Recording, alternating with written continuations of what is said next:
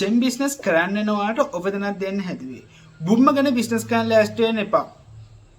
බුම්ම ගැන බිස්නස් කරන්නවොත් ඔයාලට ගල් හම්බෙන්නේ නැහැ. ඔයාලට බිස්නස් එක ගන්න හම්බෙන්නේ නැහැ. සල්ලි තිබ්බේ පරියට මේක කරන්න පුළුවන් බිස්නස් එකක් නෙමෙයි.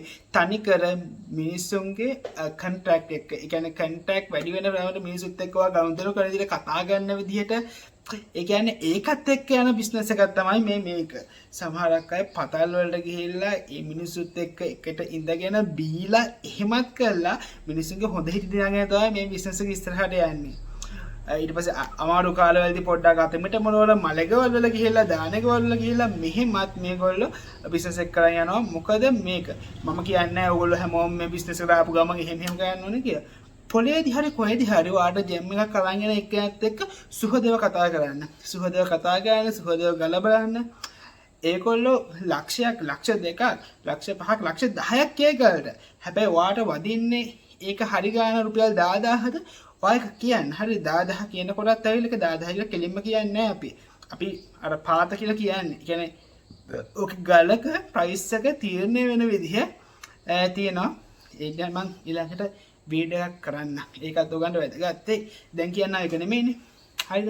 ඉතින් මිනිසුත් එක්ක පුළුවන් තරම් කතා කරන්න. මිනිසුත් එක්ක පුළුවන් තරම් ළඟ වෙන්න, මිනිසුත් එක්ක hina වෙන්න, මිනිසුත් එක්ක එහෙම කරන්න. පුළුවන් නම් රුපියල් 100ක් 200ක් හරි කමන්නේ. ඔය පොලේ ඉන්න ඉරෝට්ටු කාරයෝ අරගොල්ලෝ මේගොල්ලෝ පුළුවන් නම් 100ක් 200ක් හරි කමන්නේ. ඒ කියන්නේ ඔයගොල්ලෝ ප්‍රොෆිට් නැහැ කොහොමද? ඔයගොල්ලෝ බලක් ගත්තේ නැහැ.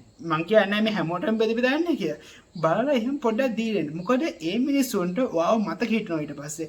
ඒතර ඔයා පොලට යනකොට පොලේදී ඔයාට හම්බ වෙන ඩෙන්ටිටි එක. පොලේ ඉන්න කට්ටිය ඔයාව දන්නවනම් ඔයා ගාවට එන ගල් ප්‍රමාණය වැඩි. ගල් ප්‍රමාණය වැඩි කියන්නේ ඔයාස්සේ ඔයාට වැඩක් කරගන්න පුළුවන් හොඳ ගලකුත් එනවා. හැබැයි බුම්මගෙන හරියද දෙන ගල ඔහොම බලලා එහෙම කරලා එහෙම හිටියොත් හරිද ඔයාට ලොකු ප්‍රශ්නයක් වෙනවා. මදන ලොකුම ප්‍රශ්නේ. ඊළඟට පොලේ ඉන්නවොත් ඔයා ගණන් ගන්න නැතුව යනවා. හරිද? සල්ලි තිබ්බ පළියට මේ බිස්නස් එක ඉස්සරහට කරගෙන යන්න බෑ. සල්ලි තියෙන පළියට ඔයා බිස්නස් එක කරන්න ගියොත් ඒ කට්ටිය මෙලෝ රහක් නැති කිසිම වැඩ කරන්නේ නැති ගල් ටිකක් තමයි ඔයාට ගිහලා හැමදාම දෙන්නේ. හරිද? කියන ඔයාට වැඩක් කරගන්න පුළුවන්. පොලේ සමහරක් ගල් හම්බෙනවා. හරිද? අවුරුදු ගණන් පොලේ එහෙම නතර වෙලා තියෙනවා. පළුදු දෝෂ අරවා මෙව්වා වැඩක් නැහැ. ඒ කියන්නේ වැඩක් කරගන්න බැරි තරම් ජරහ ගල් ටිකක්. ඒ කියන්නේ ඒක වටිනාකම අඩු ඒවා. හැබැයි ඒගොල්ලෝ කියන්නේ සෑහෙන ලොක් ගානක්. එතකොට ඔයා අර හොඳට ඒගොල්ලොත් එක්ක කමියුනිකේට් කරලා ඕගොල්ලෝ ඒගොල්ලොත් එක්ක හොඳ මානව සම්බන්ධතාවයක් ගොඩනගා ගත්තොත් ඒගොල්ලෝ ඒ ගල් වලට නැතුව ඔය කොහොමත් ඔය සරන් ගහගෙන ඉන්න කට්ටියනේ. ඒගොල්ලන්ගේ කොහොමත් සරමැස්සේ තව ගල් ටිකක් තියෙනවා. ඒ ගල් ටික කවදාවත් ඒගොල්ලෝ වාට පෙන්වන්නේ නැහැ. ඒගොල්ලෝ ඒ ගල් ටික තියාගන්නවා. ඒගොල්ලෝ කැමැත්තෙන් එන බයස්ලට. ඔයා අද ගලක් පර්චේස් කරොත් කාගෙන් හරි එයාගේ මතකේ තියෙනවා මෙයා ගන්න මේ જાතියේ ගල් කියලා. ඒ જાතියේ ගල කාය හම්බුනහම ඒගොල්ලෝ ඔයා පොළට ගිය ගමන් ටක් ගාලා දුවගෙන එලා උස්සන් යනවා. මේක සම්පූර්ණයෙන්ම මානව සම්බන්ධතාව මත පදනම්ව තියෙන බිස්නස් එකක්.